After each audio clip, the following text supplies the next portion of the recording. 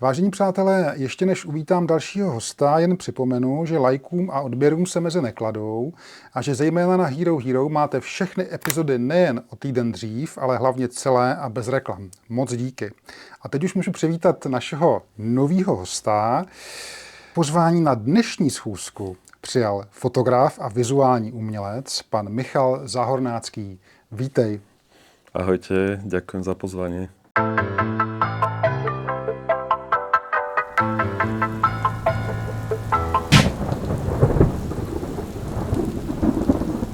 Michale, prosím pěkně, podle tvýho jemného přízvuku soudím, že asi nebudeš úplně z Čech. Odkud jsi přijel?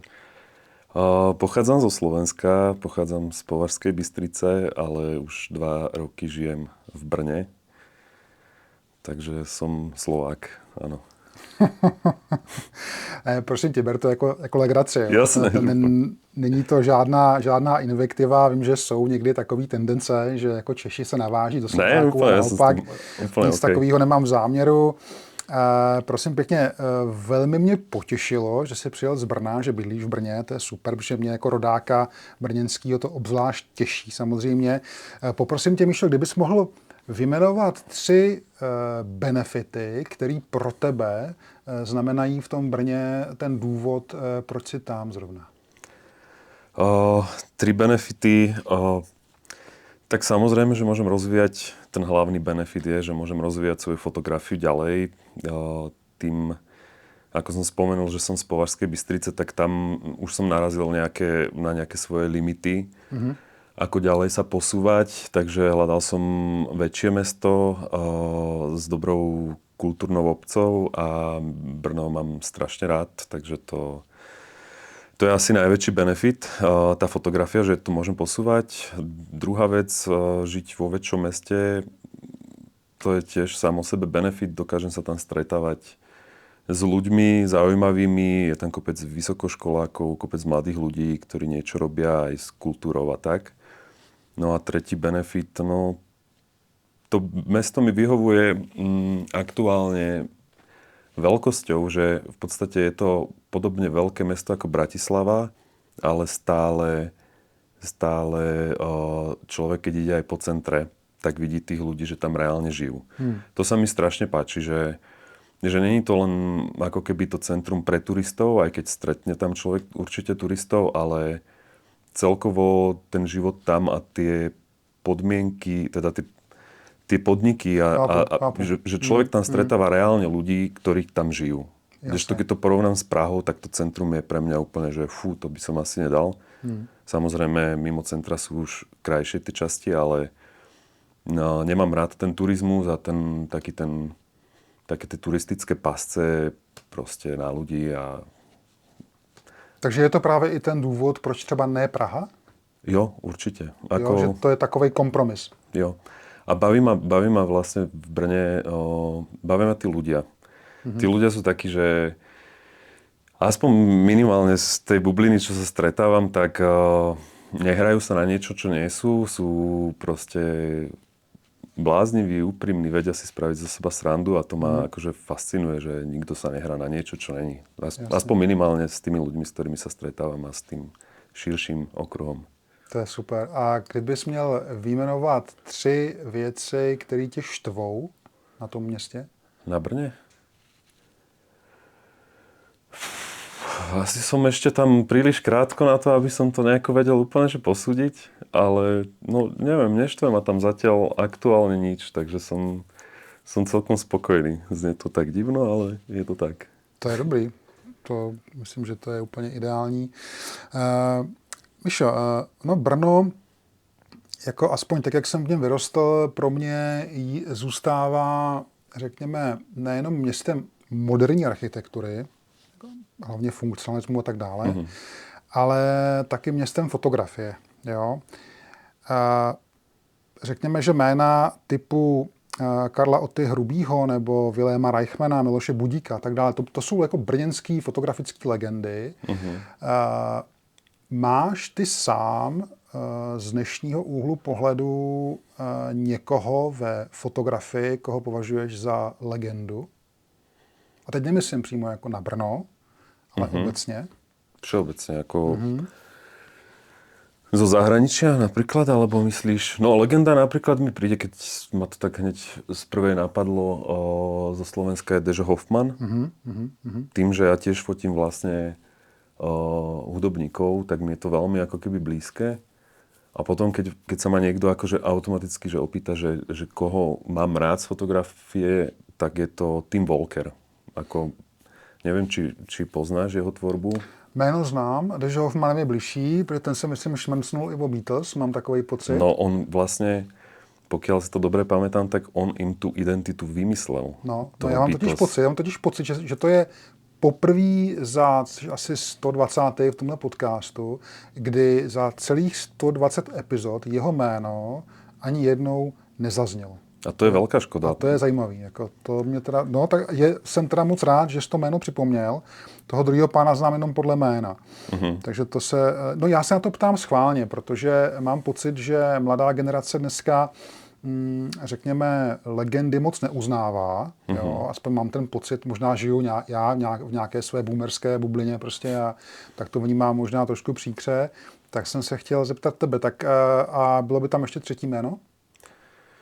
Tak mám akože súčasný, ja neviem, ja sledujem strašne veľa fotografov a teraz vlastne, ako som ti aj spomínal, že som sa hlásil na tú ITF-ku, tak mi pribudlo v mojej hlave XY zmien z histórie, ktoré som úplne, že jak som sa to učil, tak som to hltal všetko som si pozeral vlastne na internete všetky tie práce a je to úžasné. Ja neviem, Richard Avedon je stará dobrá klasika, potom taký Irving Penn. Pardon, ale třeba Richard Avedon, kterýho si zmínil, tak tam jakoby i vnímám nějakou inspirační rovinu v tvým případě zrovna. Tak asi sa to dá povedať. Určite je to, čo konkrétne myslím od neho, tak to sú presne tie portréty na tom bielom pozadí, vykontrastené. To je velká čest, ale jako to, myslím jako pro tebe, protože ono jako je portrét na bílém pozadí a portrét na bílém pozadí, co si budeme povídat. Jo, asi jo. Takže moc jako v mých očích jako je to právě, řekněme, nějaký takový velmi pozitivní epigonství. Jo? To promiň, že doufám, že jsem tě neurazil. Ne, díky. Ono to nie je úplne, že nič nové. Portrét na bielom pozadí proste robí skoro každý možno, alebo strašne veľa ľudí, takže je tam určite vidieť nejakú možno inšpiráciu, alebo mne sa páči proste tá čistota toho, že keď chcem zobraziť človeka, tak nedám tam nič, čo by rušilo vlastne tú identitu toho človeka a preto to zobrazujem vlastne v tej čierno-bielej, veľmi kontrastnej fotke na bielom pozadí a tam mi to príde, že ten človek vynikne. A nepúta nič vlastne pozornosť toho diváka, ktorý sa vlastne pozerá na tú fotku a dokáže nacítiť toho človeka skrz výraz, emóciu, oči, všetko, takže... Takže pojem legenda jako není prázdnej jako v tvých očích nebo v tvém vnímání. Ne. Jako uznáváš to. Určite. Jako hodnotu. Určite, Jasně. A řekni mi, ty jsi v podstatě generace mileniálů. Nepřepadáš si dneska už, pardon, ale starej? Víš proč? Protože zase Instagram, TikTok, strašná rychlost běhu těch obrázků po sobě. Jo? Nepripadám si. Ja, aj keď sa s niekým o tomto bavím, tak hovorím, že som v najlepších, cítim sa najlepšie, ako som sa doteraz cítil, lebo už mám nejakú takú tú skúsenosť za sebou životnú, alebo ja neviem, mám to také viac upratané. Akože keď som bol mladší, tak to bolo také, že poďme všetko všade bez rozmyslu a teraz vlastne viem si analyzovať, vyhodnocovať svoje rozhodnutia, pripravovať sa na veci, takže ja sa medzi tými mladšími generáciami cítim práve, že celkom dobre a stretávam sa s takýmito ľuďmi aj v tom Brne, ktorí študujú, dajme tomu, nejaké umenie, nejaký druh umenia a veľmi dobre sa mi s nimi ako keby baví, pretože príjmam ten ich názor na to a dá sa s tým kvázi pracovať dobre. Akože necítim sa starý vôbec. cítím sa najlepšie. No, jako já jsem si ani nemyslel, že bys řekl něco jiného, jo? Je to jako super, že jsi to potvrdil. Jako, že samozřejmě, protože já se musím přiznat, že když to už jsem ti v tom Brně říkal, že jsem se jako dlouho jsem otálel s tím vůbec tě oslovit, jo. Jsem si říkal, ježišmar, to bude jako takový umělec, Slovák, ježišmar, to bude hrozný, já budu proti němu strašně starý. Ale pak jsme se viděli, tak jsem trošku ten ostych ztratil, takže je to takový jako ode mě trošku zase příkrý, ale že já si připadám někdy starý, jo, ale to je tím, že já jsem ten dinosaurus těch 90. let, jo, jak se často říká, jo, o těch komerčních fotografech, který jako žili tu dobu. Dobře, Mišo, prosím tě, já bych se teďka jako hned, než se budeme věnovat tvé práci, tak bych si dovolil možná ten čas skočit a fakt se vrátit na chvilinku zpátky, aby jsme měli trošku přehled o tom, jak vlastně si došel tam, kde jsi dneska. Já teda, jelikož jsi zmínil, že jsi z Považské Bystrice, což to je město, který jako není zas tak daleko od českých hranic, že jo? Tam jako severně kousek od Frenštátu a těch beskydských lokalit. Jsi ročník 1988, že jo? Takže jo, teď mě napadlo, víš, že má Považská Bystrica velmi zajímavou souvislost s Brnem? Víš to? Jako? Já nevím. Nikdy jsi to nedozvěděl. Představ si, že v Považské Bystrici jsem našel na Google, byla pobočka zbrojovky Brno. To je, a tam se vyráběly zbraně, munice a takovýhle věci. Neuvěřitelná. Ok, to jsem nevěděl, že to má spojitost, ale vím, od roku 29. Tam... Aha, ok. Tak pak to podle mě to asi po revoluci skončilo, ale je to jako vtipný, že tam je ta souvislost s tebou, to je jako roztomilý. Čím žil desetiletý Miško Povážský? Desetiletý... No, ja som ešte vlastne tá generácia, kedy sme nemali tie telefóny a tie internety, takže žil som vonku s kamošmi.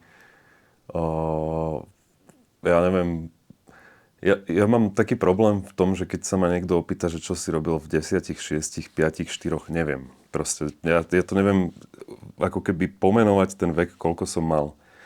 Ale predpokladám, že v 10 to bolo také, že behali sme po vonku, robili sme všetky najväčšie bláznovstvá, aké sa dajú, ja neviem. A chodili sme domov, až keď nás už mama volala, že poď sa najesť, alebo už je tma, alebo niečo. Takže všetky možné športy sme hrali, ja neviem. Akože... Já se ptám, protože tím, že jsem tu dobu prožil malinko dřív než ty, tak samozřejmě si hnedka vybavím rok 98. Jo? Teď si říkám, co jsem dělal já v té době. A teď tady jako běhal po Považské Bystrici nějaký malý Miško, který prostě dneska je jako super umělec. Tak mi to přijde strašně zvláštní. OK, co střední škola? No, strednú školu mám obchodnú akadémiu, kde som sa ocitol skrz to, že som hral hádzanú. A v podstate zistil som, že to je škola, ktorá ma že vôbec nebaví. A som tam v podstate iba kvôli tomu športu. Lebo ja keď som bol... Takto ja sa vrátim ešte úplne na začiatok, že ja keď som bol malý, tak mňa strašne bavilo kresliť. Ja som kreslil všetko možné. Ja som mal lavicu v triede, kde som mal natiahnutý papier, aby som nepísal po lavici, ale po papieri a bolo to proste vyplnené na centimeter celé.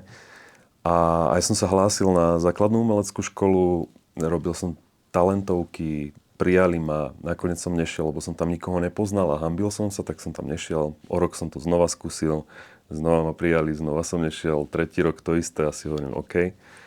No a medzi tým som začal hrávať, ja neviem, v 4. triede, myslím, hádzanú. Takže som sa začal venovať ako keby naplno športu. A keď som sa rozhodoval, že kam na strednú školu pôjdem, tak neviem, asi ma to skôr možno ťahalo viac nejakým technickejším veciam ako priemyslovka alebo tak, ale nakoniec som išiel s partiou, s chalami, s ktorými som hrával na tú obchodnú, lebo sa tam otvárala športová trieda. No a boli to celkom ukrutné 4 roky to dokončiť. No a v podstate obchodnú akadémiu mám. Ako nesúvisí to s fotkou ani s ničím. No právě, takže jsi skončil někdy v roce, já nevím kolik, že jo? Kolik to bylo? 2000... Myslíš strednú tu školu? Strednú, 2007 som skončil. No, ale první foťák si koupil až za 5 let. Jo. Takže těch 5 let si dělal co? Ja som sa skúšal dostať aj potom na vysokú školu, ako keby FTV-šku, fakulta športovej výchovy, či jak sa to volá. Tam ma nezobrali, no a potom sme išli do Anglicka s priateľkou a teraz už s manželkou. Tak tam sme boli chvíľku a robil som všelikde. Robil som, ja neviem, v Kii, som robil v sklade, robil som v O2, čo je ten operátor telekomunikačný, 3 roky a v tom období, jak som robil v tom O2, tak som nejak tak pričuchol k tej fotke.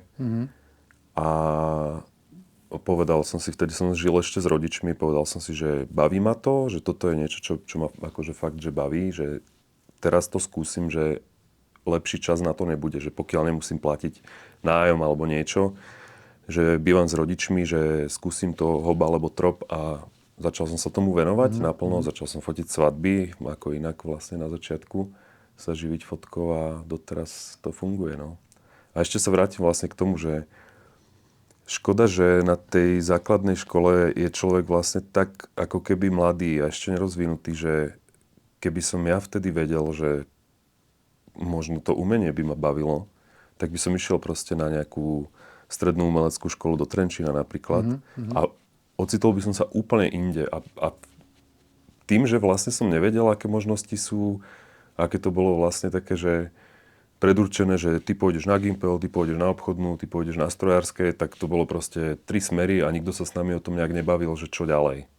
A to mi príde dosť ľúto aj vlastne, že teraz ten systém toho školstva mi príde taký, že ako keby málo sa tie decká stretávajú so vzormi dospelými, ktorí sú úspešní, a to myslím úplne, že v hociakom odvetví. To nie, že vo fotke. To je jedno proste. Môže byť dobrý aj, ja neviem, klampiar na streche, alebo ja neviem, čokoľvek. V každom obore je niekto, kto je super akože úspešný.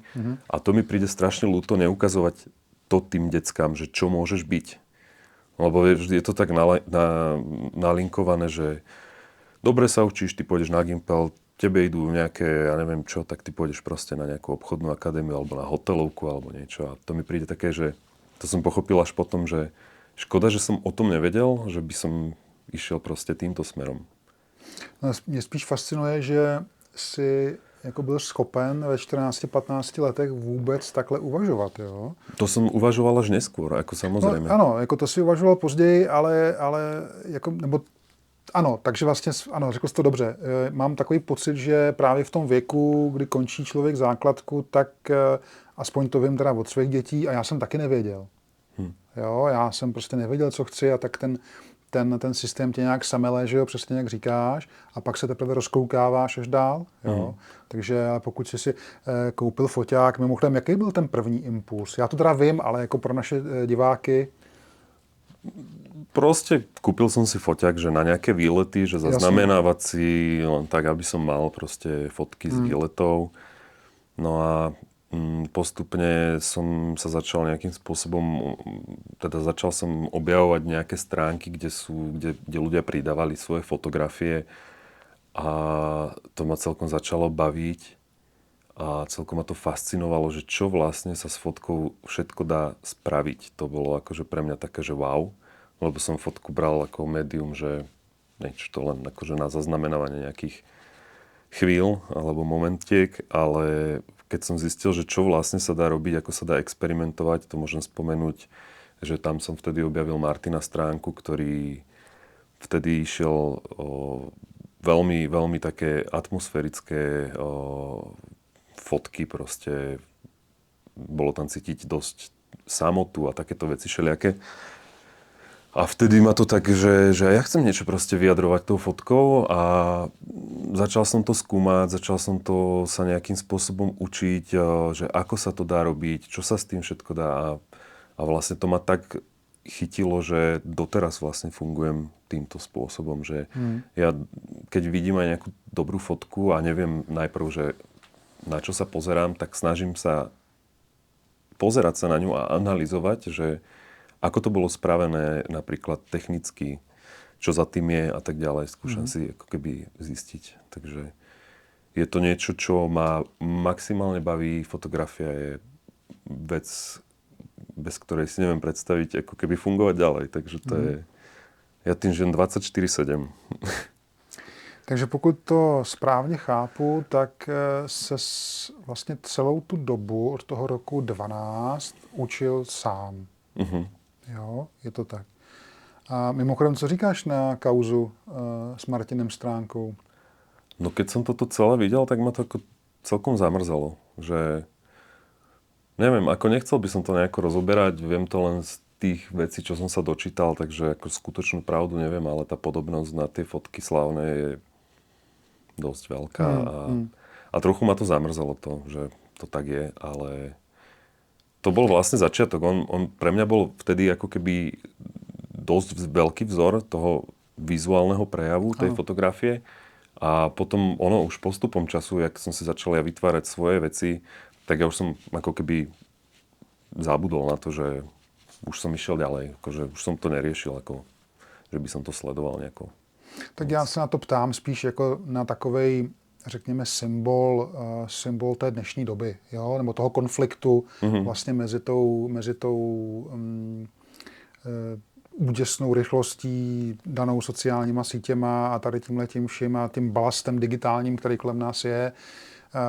Jako vlastně to spíš říká hodně o té naší společnosti, o tom, jak vnímáme informace, o tom, jak vnímáme ten obraz, jak nejsme schopní vlastně z těch našich malých státečků jako vnímat jako globální souvislosti. Jo.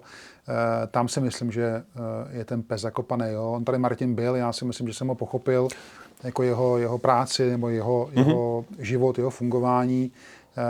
K té kauze samozřejmě nemá smysl se vyjadřovat, to nějak proběhlo, funguje to dál a jenom teda je jako roztomilý, že tam ta souvislost je. Míšo, prosím tě, ty sám asi netrpíš nějakou nostalgií po chemickém procesu, vzhledem k tomu, že jsi začal na digitálu, že jo? Jo. Tak vlastně je to asi v tvém případě takový nošení dříví do lesa. Dá se říct, že jsi někdy jako přičichnul, aspoň trošku, k chemii? Ja ešte sa trošičku na chvíľku vrátim, že vlastne, ak som začínal, tak jak som sa učil sám, tak som sa prihlásil, mali sme v meste fotoklub Fénix, tak tam akože som pričuchol aj k týmto veciam. Že ako v Považskej ešte. Považskej, áno. Tak tam sme mali pár kámošov, proste fotoklub, kde sme tiež si myslím, že aj nejaké workshopy si robili a také. A mali sme aj, že vyvolávanie filmu a tak, ale akože sám by som to teraz, asi by som si netrúfol vyvolať film, ale fotil som na film, ako mal som aj stredoformát Mamiu RZ67 Pro 2, to si pamätám. Ja som ináč na techniku úplne, že nemám to rád. Tieto všetky názvy, lebo si to nepamätám, není to pre mňa úplne podstatné, ale tento si pamätám. To bol špeciálny foťák, ktorý mal krásny výstup. Akože, no a bavilo ma to. Len tým, že tá doba sa pohla ďalej a je to strašne ako keby drahá záležitosť aktuálne, že fotiť na stredoformát, ešte keď to je 6:7, kde vyjde vlastne z toho zvitkového filmu 10 záberov, je proste too much, no. Tak já jsem na tom vyrostl, že mě to jako nějak jako zvláštní nikdy nepřišlo. Chápu, že dneska pro ty dnešní generace fotící jsou asi filmy drahý, nebo ten proces celý jakoby je komplikovaný a zdlouhavý a tak dále. No ale já jsem se původně vlastně ptal z jiného důvodu. Já jsem se ptal, protože v té, řekněme, analogové době bylo daleko snazší, aspoň teda v mých očích, si udělat něco jako vlastní styl, nějakou image, nějaký způsob vyjádření. prostě proto, že se došlo jako tou chemickou cestou k nějakému prostě procesu, který začínal usvícení, potom vyvoláním filmu, nebo prostě nějakýma jako experimentama s barvou a tak dále.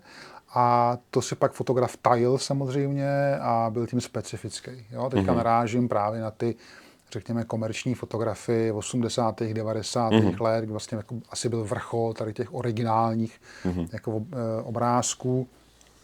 A byly toho plný prostě lifestyleový časopisy a módní a tak dále.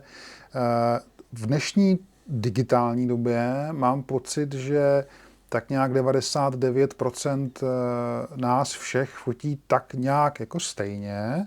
Jo?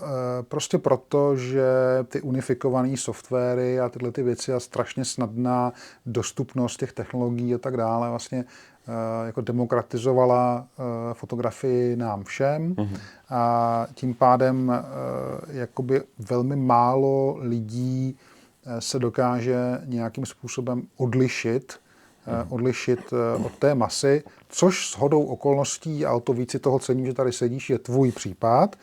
Ale než se právě k tomu dostaneme, k těm tvým obrázkům, tak jsem se tě vlastně chtěl jako takovýho teďka jakoby opravdu nejpovolanějšího odborníka zeptat na to, jak ty sám jako vnímáš médium fotografie v současném kontextu.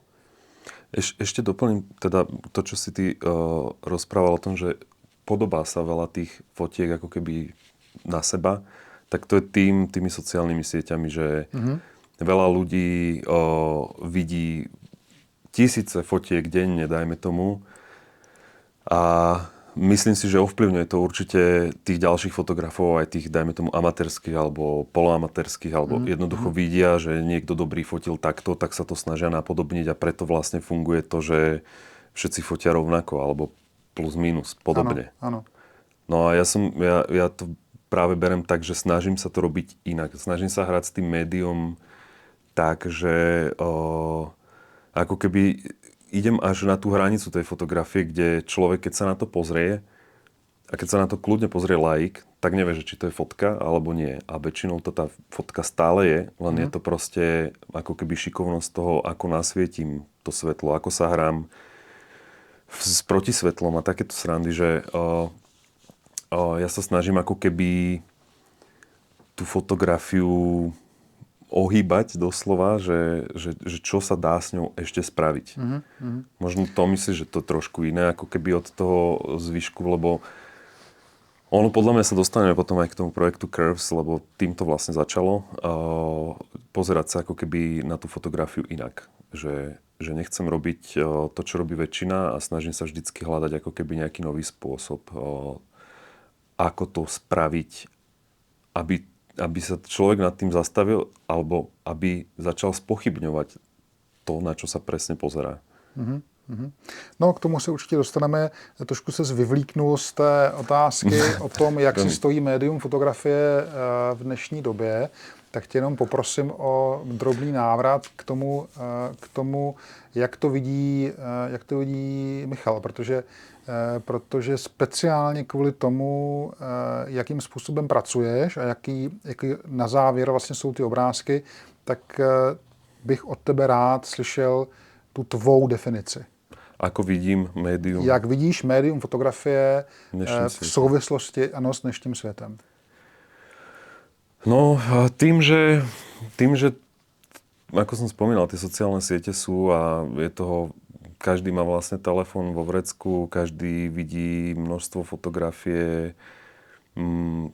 Proste sme toho presýtení, ako celkovo, ako užívateľia. Tak ja neviem, ako fotografia je stále dôležitá, určuje trendy, ono je to tak široký pojem, že ja neviem, ja sledujem od street fotografie cez všelijaké súčasné trendy, ktoré sú proste, že tá fotka, čo by človek čakal, že bude, neviem, aká super ostrá, super, neviem, tak kľudne môže byť úplne, že hnusná, rozmazaná, neviem čo. Toho je tak strašne veľa, že neviem, že či sa to dá úplne ako popísať, že ako vidím médium. Je to dôležité médium. V súčasnej dobe môže to byť fotografia, ktorá niečo popisuje, môže byť fotografia, ktorá niečo zachytáva, niečo vyjadruje, akože toho je strašne veľa, neviem to úplne definovať. Keď som fotil teda portréty, hlavne portréty, a bol som napríklad aj v tých skupinách všelijakých fotografických, tak som mal pocit, že čím krajšia modelka, čím symetrickejšia tvár, čím lepšia pleť, lepšie vlasy, tak tým to bol akože lepší portrét. A išlo to do takých extrémov, aj tie retuše išli do takých extrémov, že vlastne teraz, keď si dám vygenerovať AI portrét, tak to vyzeralo vlastne tak. Čiže bolo to nereálne. A to mi strašne vadilo. A chcel som proste niečo robiť také, že z portrétu vytvoriť niečo neočakávané, niečo proste, čo vyzerá inak, niečo, čo človeka prekvapí. A hľadal som spôsob, ako to spraviť. Zasa je to o tom, že hrám sa s tou fotkou na hranici tej fotografie. Ale pritom akože je to stále fotografia, hej, že boli sme na dovolenke v Chorvátsku a medzi rannou hodinou, medzi 9. a 10. keď som sa pozrel z okna na ulicu, bývali sme blízko pri pláži. A keď som videl proste na ulici o 9. ráno, jak ľudia idú s tými nafukovačkami a s tými kolesami farebnými a farebnými úterákmi a neviem čo, tak to slnko dopadalo presne takým štýlom, že videl som osobu z perspektívy vtáčej plus minus tak, že ten tieň dopadal presne ako keby diagonálne za nich. A prišlo mi to, že to je skvelé, že keď to vidím na tom asfalte, na tom betóne, že keby bol ten betón nekonečný, tak to je úplne že parádna vec. Vyzdvihnem určite fotky Mira Švolíka, to je... Ja keď som videl tie fotky z toho nadhľadu, tak to som bol úplne, že wow, to je akože úžasné. Ako to ma tiež nejakým spôsobom inšpirovalo, že ako sa pozerať na fotku inak. Lebo vlastne zrazu, keď vidíš z tej tajčej perspektívy, že čo všetko sa dá robiť, že ako sa dá vlastne ako keby oblbnúť tá hlava, tak to je úplne geniálne, nie? Akože